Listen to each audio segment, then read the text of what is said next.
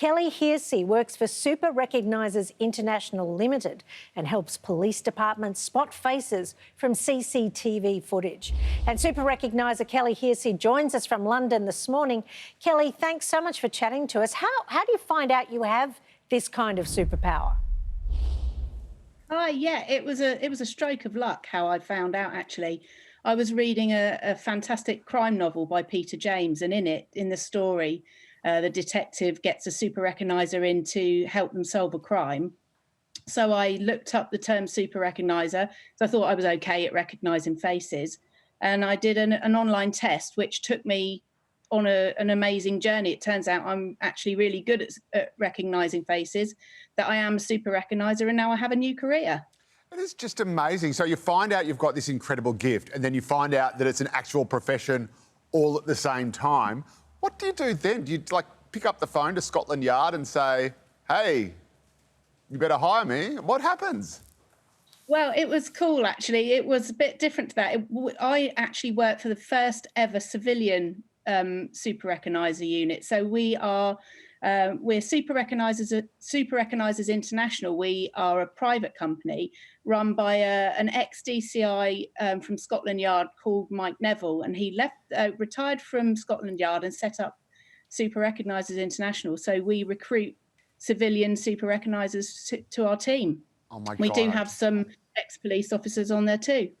God, it's like the Bourne Identity in James Bond all in one. I love it. Anyway, I'll calm down now. So, Kelly, what's a normal day for you in the office? Do you log on and get assigned a particular job? How does it work, and what kind of people are you looking for?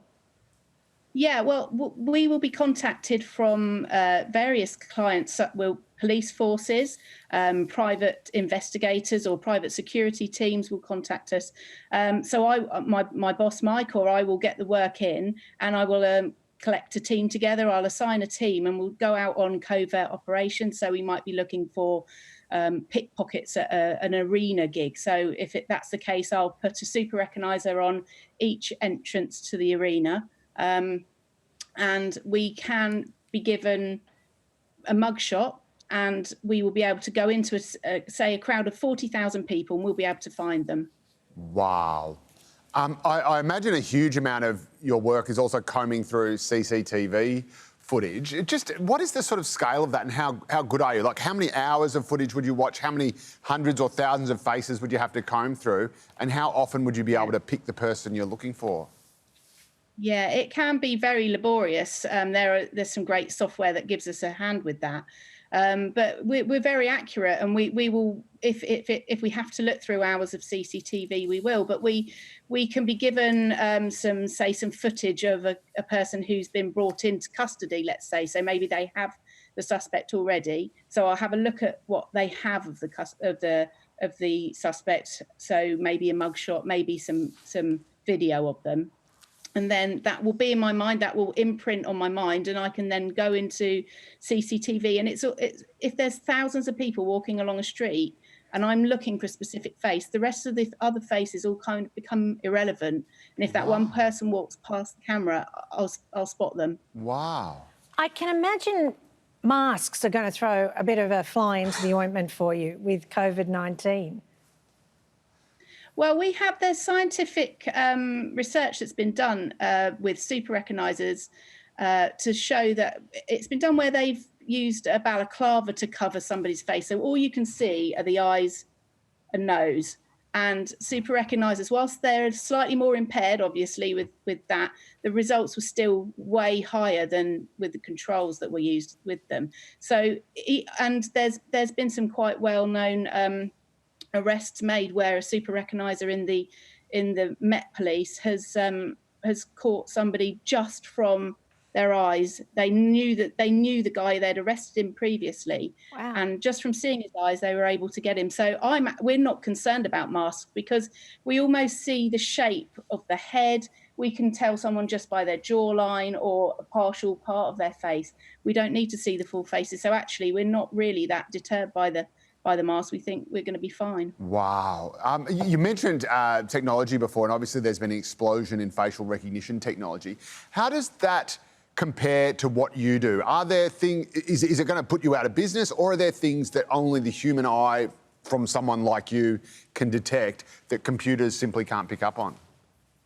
Yeah, that's a really good question, actually. And facial recognition software is very, very good, and is a useful tool, but it's only as good as the operator that's using it. So it needs someone like a super recognizer operating that software to be able to make a definite match. So also a human super recognizer can take care of awful quality footage or really grainy images, or just a partial part of a face, a quick glimpse that facial recognition software might struggle with. So we embrace facial recognition software, but we think we come as a team, or we can really become a superpower if you put the two of us together. Wow. What's been the most high-profile case you've worked on?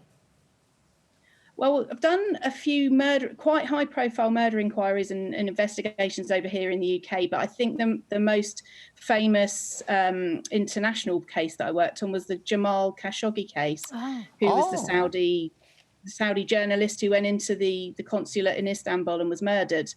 And I got a call from my boss, Mike, saying, get up to the CNN news desk in London immediately.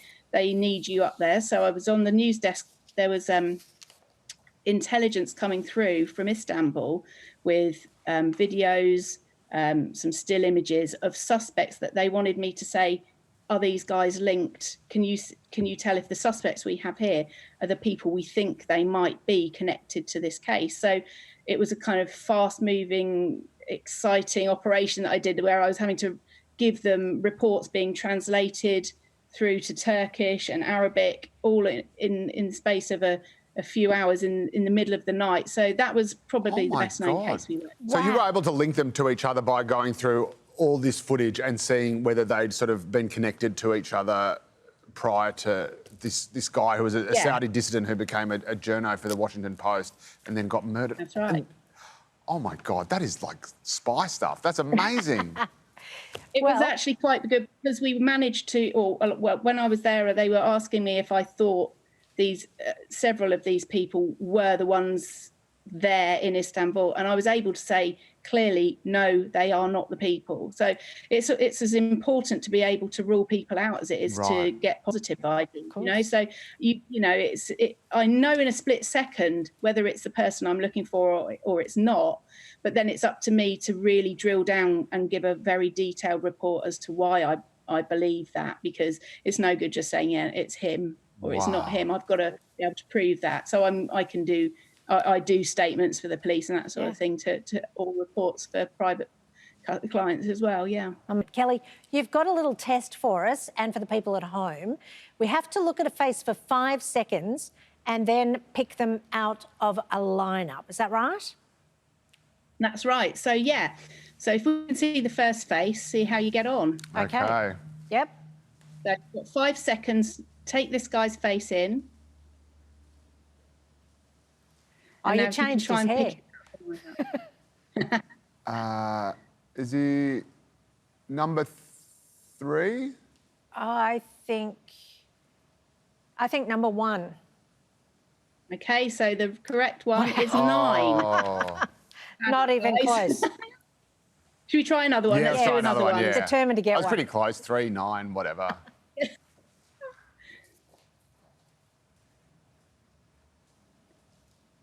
Okay. Okay, so you have a look now, see if you can find him. I'm going to go with number 5. I'm going to go with number 6. Okay. Oh, well done, Joe. You've got a job. Thank you. Thank you. You got any jobs going? Nice work. Yeah, do a few tests and we'll see. Okay. Okay, we've got another one, I think. Okay, so one more. Let's have a go at this one. So you've got 5 seconds. And if you can pick him out of here. I'm going to go with number 2. Okay.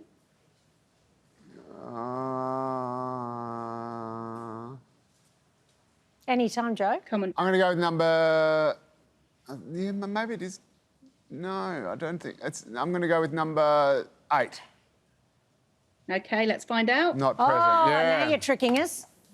Sorry, but it's just as important to get it to not pick the wrong guy. But Joe, I liked your hesitancy there. It shows you weren't quite sure. Yeah, so I no, like that. well, we're all armchair experts, aren't we? But yeah, I must admit, I didn't think I could see him, and then I sort of panicked and thought he's there, but I can't see it, which was the test, and I failed. Yeah, well Trust done. your gut. Kelly, if people want to find out if they are a super recogniser, where can they go? If you just go online and look up University of Greenwich Super Recogniser Test, it will take you to a really fun, quick test. If you do really well on that, then you will be sent links to further testing, and much further down the line, it might be that your CV and information comes through to myself or Mike, and we'll be able to talk to you about some work. How exciting. Awesome. Oh, my Kelly. God. I can't believe this exists. This is the most exciting day of my life. Kelly, thank you so much for joining us and making Joe's month. Thanks again. Yeah.